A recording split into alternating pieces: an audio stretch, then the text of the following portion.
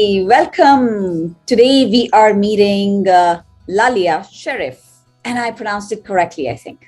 Almost. Yeah, no, it's correct. Welcome, Lallia. I'm so glad you could make time today for us to have a conversation on your lean change practitioner journey. And I'm really curious to hear all about it. And by the way, for people who are listening and, viewing our talk, I think it'll be interesting because I have not heard her complete journey yet. So I'm really curious and intrigued. So, Lallia, should we start with you telling us a little about yourself? Why don't you go ahead and introduce yourself to us? Yeah. So first, thank you for having me. I'm delighted to be here, to be honest, because I think that lean change management was one of the, I don't know if it's a mindset, tools, but it is one of the most impactful change in my own mindset, for sure. So I am really happy to be here and share this with you. So I will introduce myself quickly.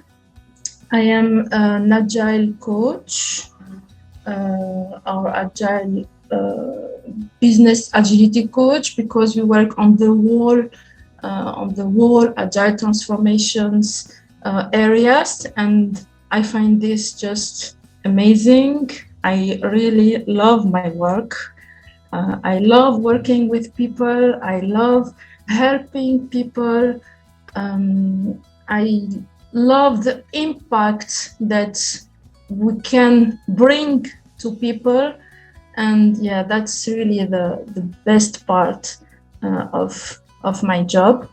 So I worked with many teams and many organizations. I started working with Agile since 2009. Yeah, I am old. Oh, that's your passion, and you just get wiser with time. So that's all good. yeah. I think it's a good point of view. I am being wiser. Yeah, so that's it, I think. So I am really passionate about what I am doing, and that's the most important part, I think, in my introduction.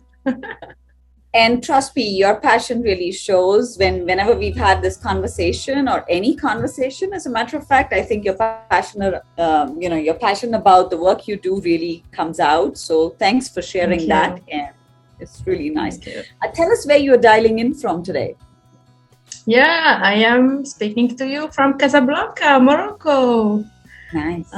So I live in Morocco since 4 years now.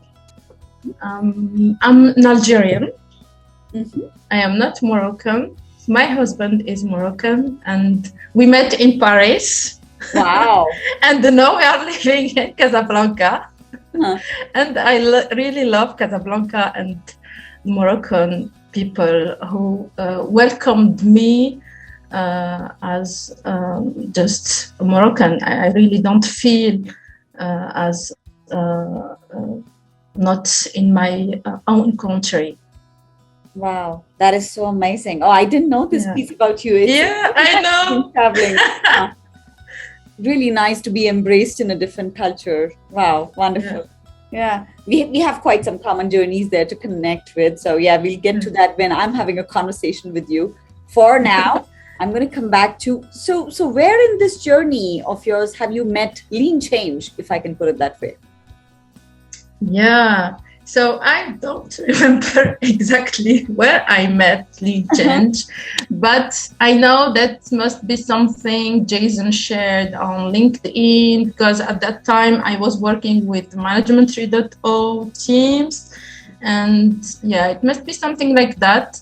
And it was just, what's that? It seems interesting. I started reading the blogs. and after that the book, and it was just, oh, that's it. Finally, someone is talking about the change with an agile way. Because until now, change management was very abstract thing for me.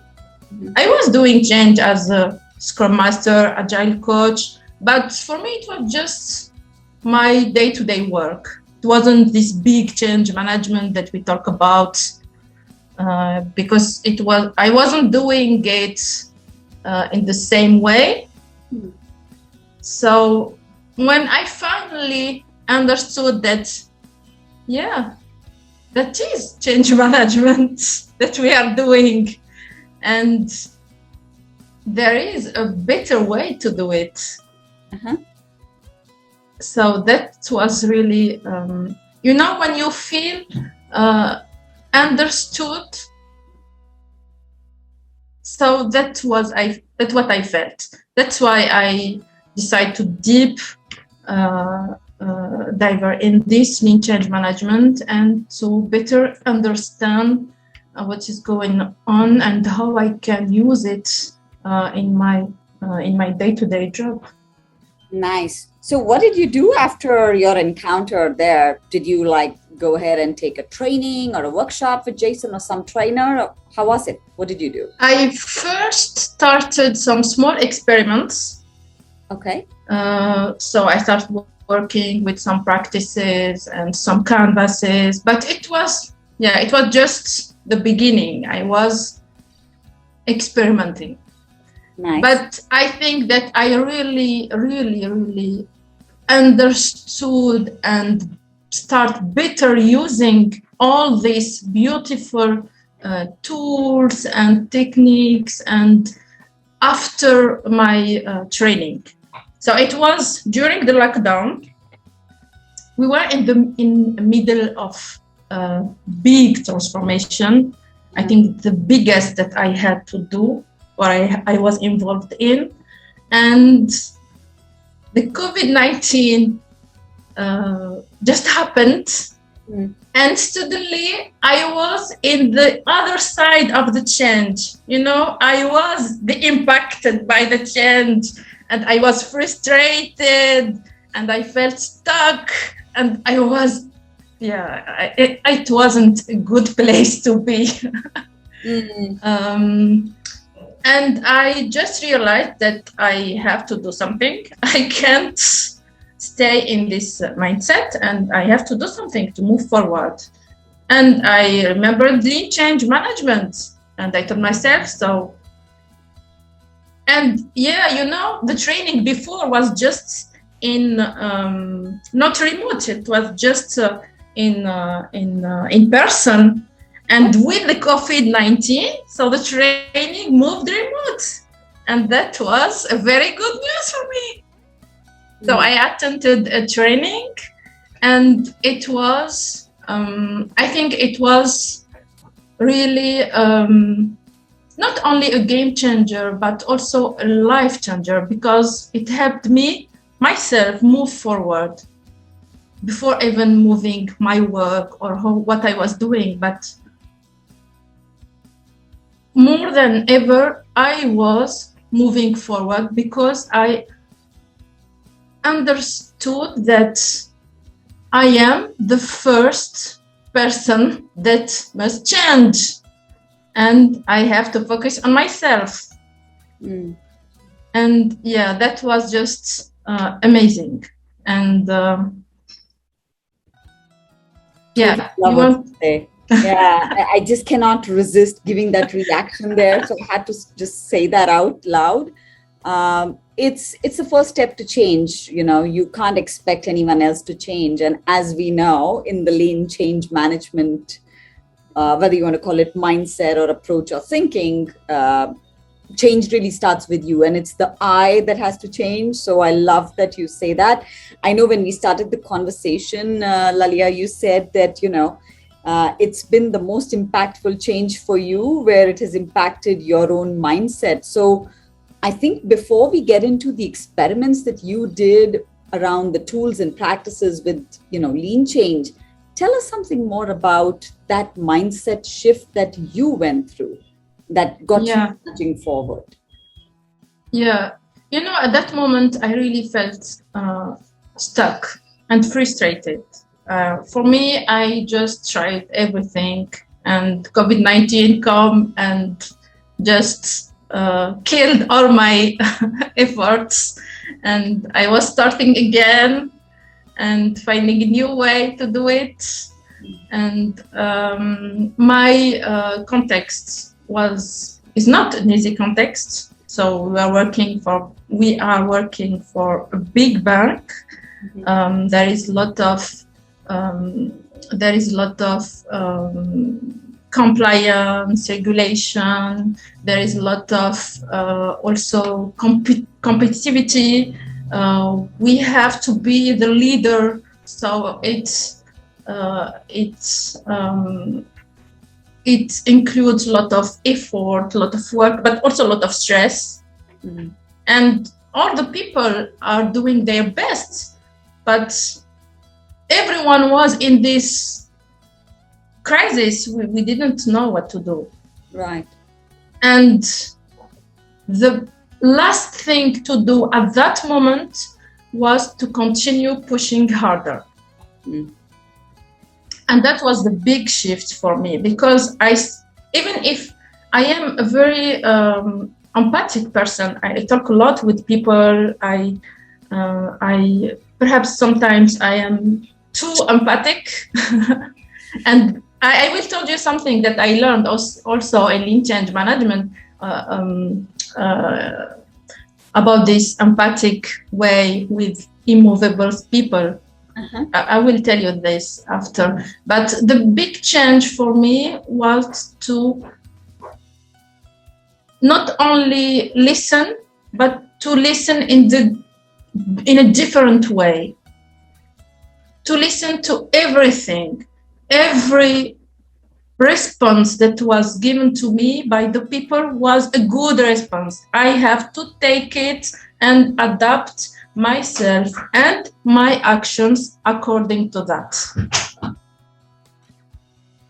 And that was, I think, the big shift. And to start to understand my whole big picture, where I was, how I can connect people, how I can help people perhaps better understand, and how I can myself better understand them. Because even if you were using tools like personas, etc., but that wasn't focusing on the change view. Mm-hmm. And I think that this shift was the most important. I'm not sure if I answered your question. You did actually. Okay. I love the fact that, you brought out this point about listening in a different way, because sometimes we just listen to, respond immediately, or react, the more appropriate word. But, you actually, like you said, you listen, but you listen differently. So it's listen, how we would put it, right? Yeah. That's important, not just to just hear that and leave that away and then go and do whatever you decided, but really change your own actions based on what was coming as feedback. Maybe change your plans, maybe change what you're doing, everything. So that's really, really good. It's a lot of effort. I can already see that, and probably it converted you into a different person. Yeah, and I'm still working on it. Well, we are all on a journey. Exactly. So with that, maybe let's just shift, you having seen this aspect that you need to change first, and you were already experimenting with lean change innovation practices and stuff like that. And what else did you move on with your journey? How did you implement? What did you implement? What were you passionate about? Tell me. During the training, we had a lot of homework to do. Uh-huh. And that was challenging because there was a lot. And I, of course, I used my own context to do these homeworks. And I have to thank COVID for that, because I had little more time to really think deeper, and not just in response only mode. You know, when you have a lot of work, a lot of people to talk to, a lot of things, a lot of subjects, meeting after meetings, and you end up just following a plan. You, even if you want it or not, but you end up just following your agenda, following a plan, talking to everyone, not taking enough time to reflect and to better respond. So working on the homeworks makes me take the time, and it's very important, this take the time to understand what I was doing and what was not going well on what I was doing. And I realized that even if I was thinking I am using experiments, I wasn't. Because I was just doing experiment after experiment, experiment after experiment, but not collecting enough insights, not taking enough time to do the word circle and understand why this one worked, why this one didn't work. Perhaps sometimes I just didn't have enough time to conduct an experiment, and I was just frustrated. But now I'm no more frustrated, because this, to not be able to conduct something, is an insight. There is something I need to understand why I wasn't able to do it. And I use different tools like the, let me see, I always forgot the name of this tool, like the B.J.Fogg, B.J.Fogg Behaviour, to better understand ability, motivation, because this experiment perhaps is just so hard to do for people, or perhaps it's not the good time, or they don't see any value, or they have just something more urgent and important for them to do at that moment. Right. And this shift in thinking was very important for me. And the first step that we did was to completely review our transformation roadmap. Nice. And we started by a big collect of insight from different perspectives, with different methods, surveys, retrospectives, a lot of things, to understand where we are right now and how people are feeling, how they are experiencing where we are now, and are they finding enough value to go forward or not. And after that, we co-create, really. It was co-creation of the next steps.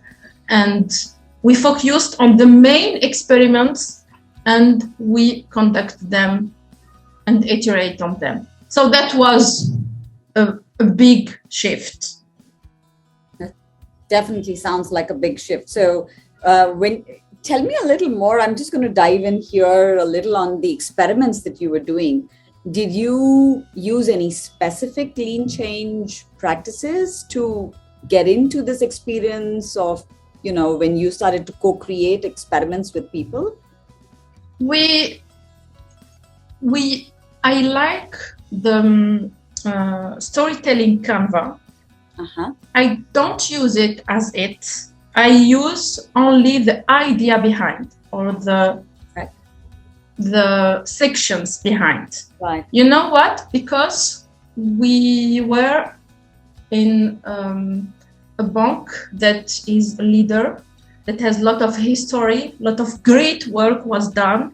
Right. And it is important to build on this work to move forward. Because often when new people come to introduce something, they bashes the old work, and this is more harmful than helpful. We need to make valuable, or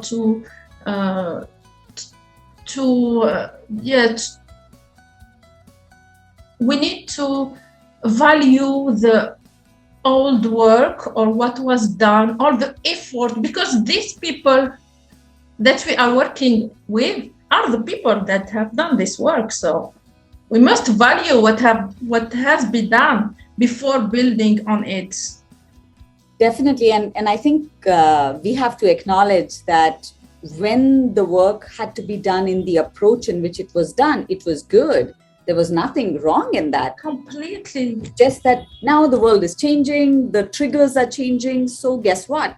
Let's appreciate the older work, and now we have to move to maybe a new direction. But if you just tell people that, oh, what you did was wrong or bad or whatever, you're creating triggers to resistance, right? Yourself, to push back. And that's not, and like you said at the beginning of the conversation, you were also, at one point being impacted by the change when all of the COVID and everything happened.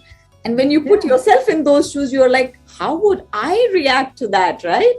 So if someone just, oh, this is all bad stuff and you have to change everything that you do. So I love what you say, the storytelling canvas, of course, brings that approach. You appreciate and acknowledge and then move on. So I love the story. Keep going. Yeah, so I often use it to align people, to facilitate the discussions. We also use the big Canva, but as I said, never as it is, because I tried that. I tried to put the big Canva and just didn't work. Don't know why, but sometimes you have to. It depends on your context. Yes. You have to take the idea and use it in the best way for you. True. And so like we know, the trigger is to bring better conversations. It is not really important.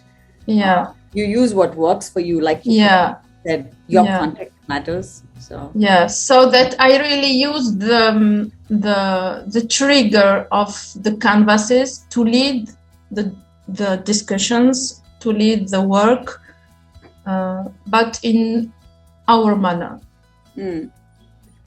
And the other thing, or the other tool that we use is the Lean Coffee. Okay. I love the Lean Coffee because it's even if we speak with people a lot and we are all here with our teams, but the Lean Coffee offer a very open and safe and informal format that make the people perhaps feel more comfortable, and it is easier to talk and bring their concerns and their questions. So to be honest, when I started to use the Lean Coffee, it was a big failure. Okay. Didn't work at all because we were in person and people just don't find the time, or it was perhaps hard to come, and it was only the people in that building that can join us because we were in different buildings. And when we moved remote, that changed everything. People had just to click on a link and they jump in the Lean Coffee. Interesting. So it makes it easier. And it was also a great place for the new joiners to come and perhaps know the other persons from other departments and talk with, and perhaps just listen. So the Lean Coffee, frankly, very, very, very powerful tool. I think that we didn't still not use it at his complete value, but we are still working on that. And yeah, it is, for me, it is a must-have tool to facilitate and to communicate and to bring people and to collect different perspectives, because you have people from different areas, different level in the hierarchy. So it's very interesting. Nice, really nice. I love the way this conversation is unfolding. So let's keep it going. So, given all your experiments, Lallia, tell me, what's your favorite part in the whole journey of lean change so far? I mean, I can already hear these might already be your favorites. Like you said, lean coffee is like a must-have, storytelling canvas, of course. These are things that are critical and important in the context. What's your personal favorite? Do you have one? I don't know. I think not even a tool. It's I don't know, one of the universals, or what is it?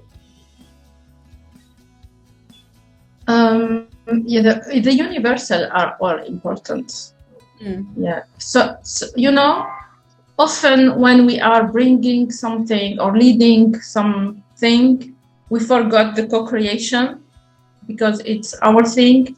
We are, even when we are passionate, like me, for example, sometimes we are so passionate that we forgot to include enough people. It is too much our thing. So it is. I think that the 5 universals of change, we must keep them always in mind to be sure that we are using the good practices, but not only that, we are moving with the good mindset or with the good view of things. But I think that my favorite was the how it's named, ecosystem of change, the whole thing, Yeah, the whole thing.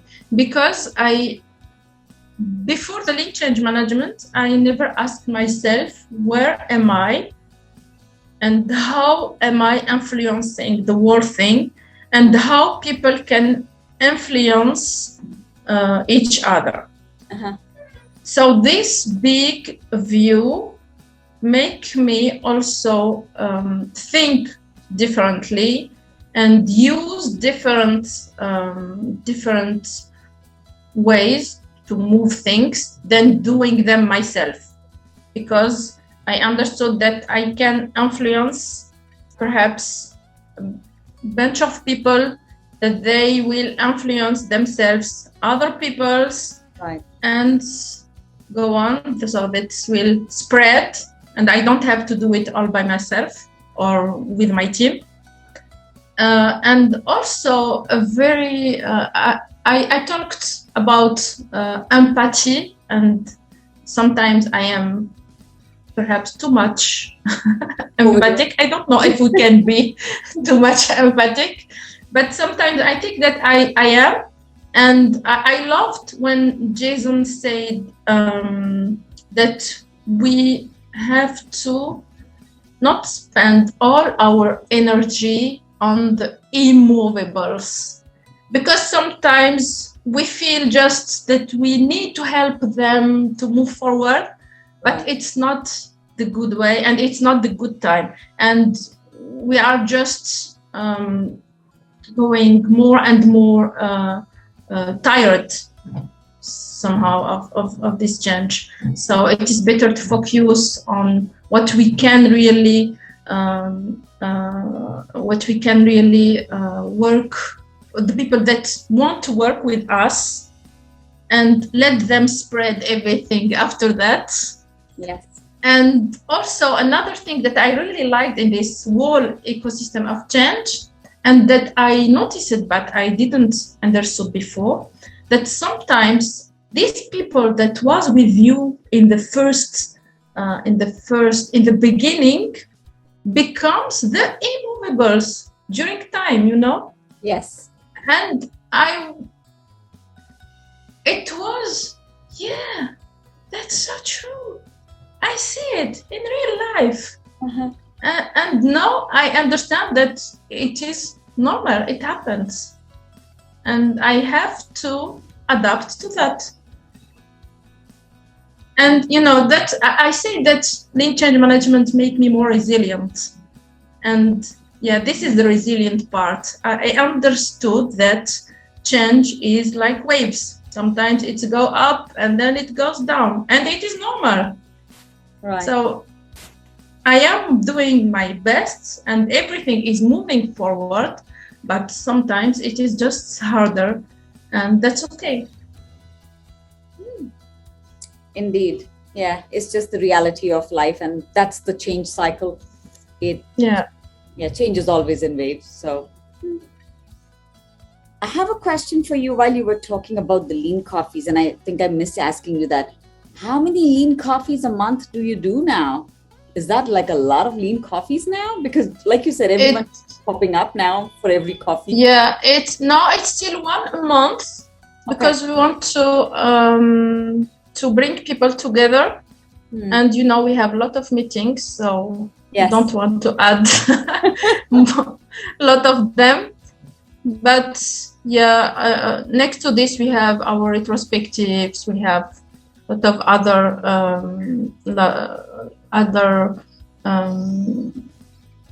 other place to talk together. But the link coffee is a special one because it just open. You come and you bring what you want. Indeed. Yeah, maybe we should do a lean coffee with you, and you can facilitate that for the lean change management. Time. We'll be happy to. Yeah. Then I have just one other question for you, Lallia. If you had to give a piece of advice to someone starting on their lean change journey, what would that be? Someone who's, I don't know, just heard about lean change, maybe read a few blogs and wants to start on the journey. Yeah. I think that I will recommend to first read the book, really, because it is very helpful to start doing something like I did, and after that attending a training, because in the training it's not just about the training, it's about the people that you will work with during the training. You will have different perspectives, and you will also perhaps, what I love in trainings, when you work alone, sometimes it depends on if you have the time or not. It depends on how much you will focus on that or not. But during the training, you will take the time because you are engaged in something. And, this time part, take the time, is very, very important, because the change starts by ourselves. And it is important to give ourselves the time to understand that. So, I think perhaps first start doing something themselves to just better start understanding what is going on and how they are doing with this. And for sure to focus on their self and not only on the people or the environment. Start by their self. And for sure the training is for me is a must-have, because it brings a lot in short period, and also to work with other people and to connect with them, help you just change or perhaps just look at things in a different manner. Love those nuggets that you've given. So step one, probably start experimenting, read the book, and see what more experiments can you drive in your own context. Maybe another step would probably then be see if you want to explore more with the training and continue experimentation. And then reach out to us and tell us your stories. So thank you so much, Lallia.